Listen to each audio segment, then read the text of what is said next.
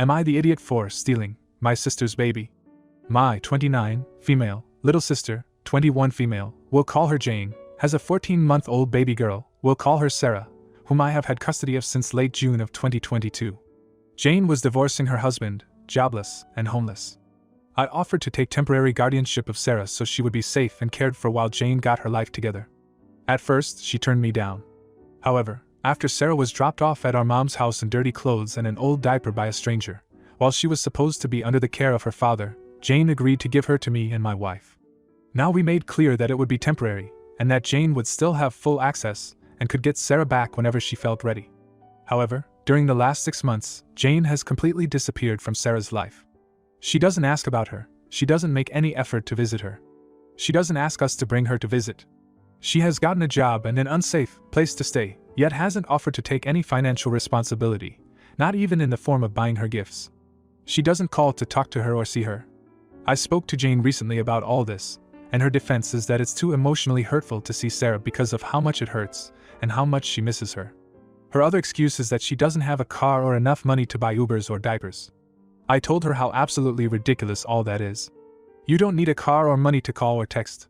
We have always made clear we'd be willing to bring Sarah to her, and she spends a wasteful amount of money on food and vapes. Even after speaking to her about the things she should or could be doing, she still has made no changes. Because of this, my wife and I have decided to look into our legal options for adoption. Sarah has legally been abandoned, and we only need to keep her a little longer before the courts would allow termination of Jane and her husband's rights. Husband is even more MIA than Jane is. Jane is livid about this and is threatening all kinds of things, but has done nothing. Important information. After I offered originally and before we actually got physical custody of Sarah, my wife and I attempted IVF and failed. We hadn't told anyone about this, even family. However, I told Jane about this on day 1 just so that there would be full honesty, and so that none of this would seem sneaky if it were to come out later. Jane is bringing this up in a very hurtful way during all this, saying that I am trying to steal her baby since we can't have one of our own. We have one adopted son already. This is very far from the truth. We are genuinely worried about the safety and well-being of Sarah if she were to go back to Jane, and the fact that Jane has essentially ghosted her baby. We feel we have every right to pursue permanent guardianship and adoption. So, am I the idiot? Edit 1. As several people have asked, why don't I take in my sister too? I don't have space or money for an adult. Sarah has a bed in our room, and we spend about $700 a month on her. There is no way we could cover an adult, too. And even if we could, she is not someone I would live with. She is a very unclean person, doesn't shower or wash her clothes, and hangs out with junkies and other questionable people. She lost her last living situation because her roommate was arrested for possession of meth in the home. My wife and I have a 7-year-old son, and now Sarah, to protect. Edit 2. In regards to the $700 a month, that is an average. She came to us with nothing. We had to buy clothes, bottles, formula, a bed, a car seat, a stroller, etc. Now that a lot of the big stuff is out of the way, it's not so bad, but babies/kids are expensive. She's growing fast, so clothes are a constant as well as diapers, wipes, and medical care. Additionally, I'm including all the legal fees we've paid. We count everything because we're keeping all receipts as part of proof of Jane's abandonment of Sarah. My state calculates the financial side of abandonment as a certain percentage of total expenses. Edit 3. And this may come off a little aggressive. I certainly don't mean it to be. At what point is reunification just a nice way to say ripped away from the only family/home she's ever known? It's a sweet sentiment and all, but Jane is a stranger to Sarah, and she is making no effort to change that. Years from now, when Jane finally gets it together, we're supposed to just give Sarah up?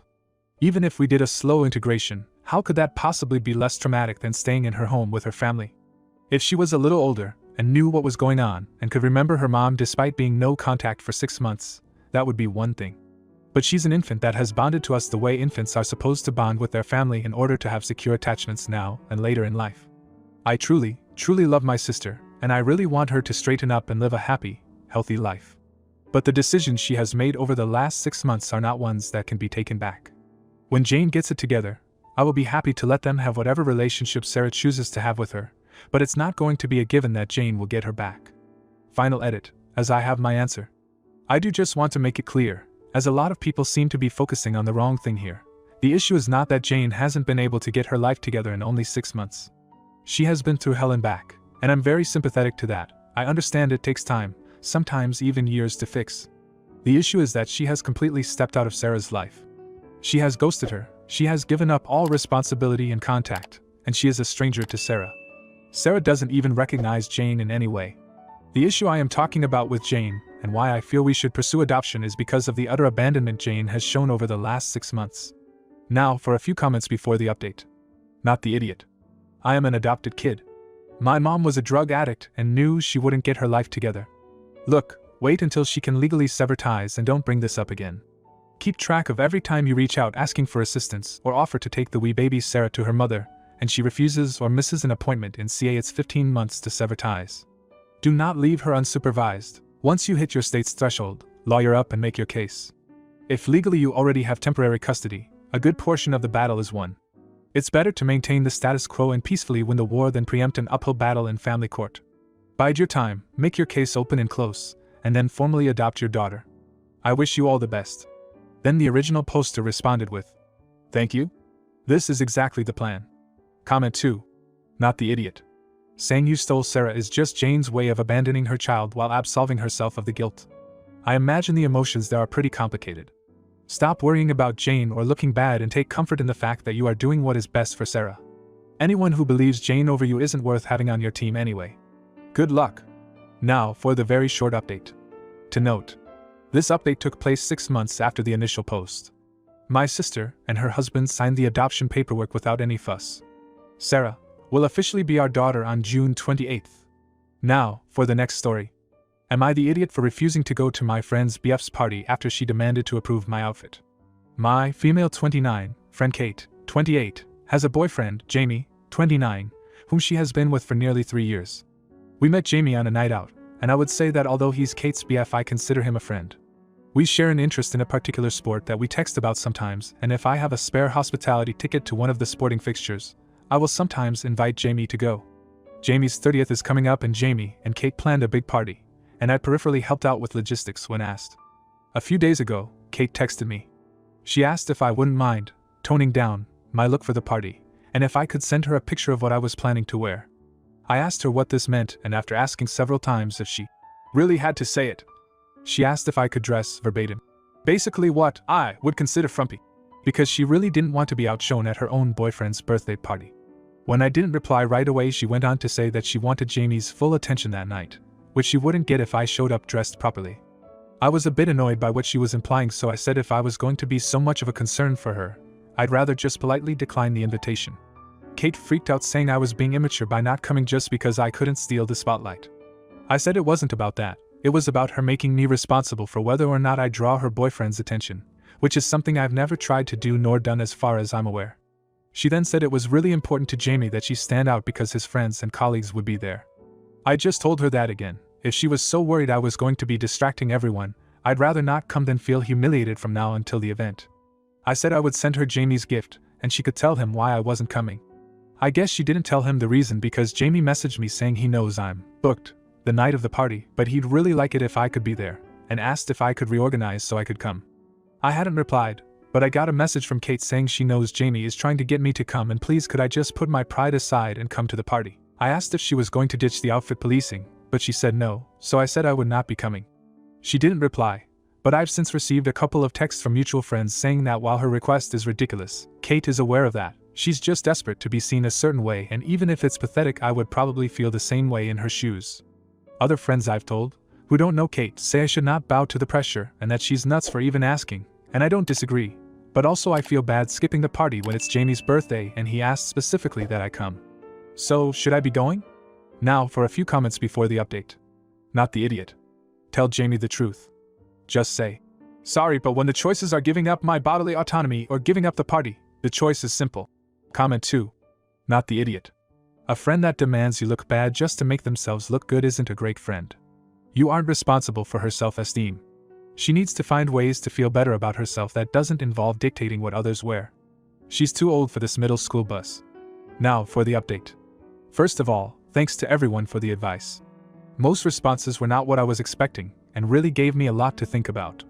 As surprised as I was that so many people said to tell Jamie, I did realize it was the right thing to do. So, I texted him and told him that Kate was insisting I dressed a certain way. Jamie called and explained.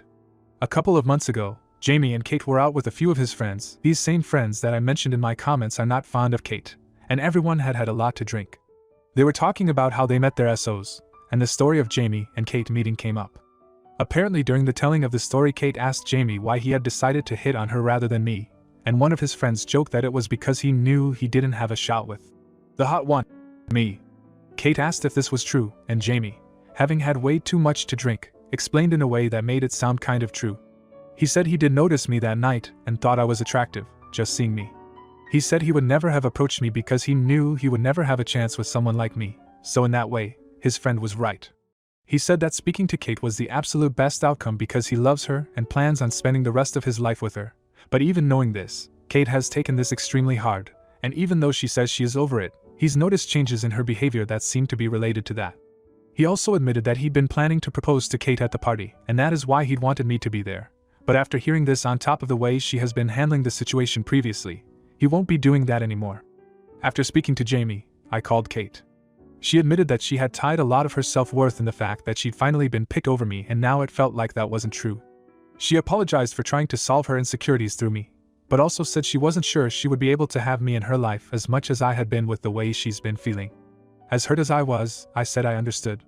She said she still wanted me to come to the party, since I'd helped organize it, and she obviously dropped the absurd dress code, so I will be going to the party. I trust that Kate will communicate her boundaries to Jamie, but I don't plan on inviting him to any more events for the foreseeable future. I'm really sad that I probably lost a long-time friend over the drunken awkwardness of other people, but I also get that Kate can't help how she feels, and frankly it's for the best not to be in a secret competition. So yeah, I'm hurt, but I'm going to the party. Not a satisfying update, but an honest one. Update: going through these comments has actually brought up a couple of memories that have, in hindsight, made me a bit uncomfortable, and I actually don't think I will end up going to this party. As much as the mutual friends will have questions and I don't know how much of the truth I will end up telling, I feel too weird right now to continue to be involved in this situation. Comment 1. Jamie sounds like a real piece of work with bad taste in friends, so you dodged a bullet there. That's not something you should say in front of your partner. I hope Kate gets out of this relationship before it gets any more serious and you two can mend fences. But either way, be glad he didn't think he had a shot with you and that you can just walk away from this drama-filled mess. Comment 2. This is heartbreaking for Kate. You did nothing wrong, and she obviously was out of line with what she asked of you, but I can't imagine hearing your partner say that would be an easy thing to get over, especially if she's insecure. She shouldn't have asked, edit, I'm referring specifically to the rather than OP part of her question. He shouldn't have said what he did or exposed her to his friends if they have a history of not treating her well. I'm sorry you're losing a good friend over this. I hope she takes a step back from him and you guys patch things up. Their relationship doesn't sound all that healthy. If you like this video, you'll probably like these too. Also, while you're here, please consider subscribing. It's your support that keeps this channel alive and allows me to make better and longer videos. Have a great day.